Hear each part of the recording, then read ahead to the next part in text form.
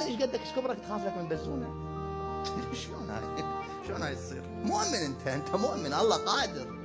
انسان ايش قدك ايش كبره يخاف له من دعايه، يخاف له من واحد حكي عليه، يخاف من الظلمه، يخاف الجن. وين هو الجن؟ الجن يباوع عليك حاير بضيم الجن عنده شغله ولا عمله، مو يمك يعني مو عالمك. الله مخلي حجاب بيننا وبينهم. عندهم ناس هسه مؤمنين وعلماء مثل ما احنا عندنا في بني ادم، ناس زينين ناس مو زينين. هم عندهم شنو؟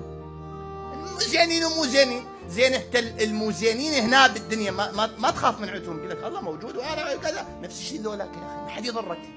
انت ذا موحد حقيقي تعتقد بانه لا ضار ولا نافع الا الله، ولا مؤثر في الوجود الا الله.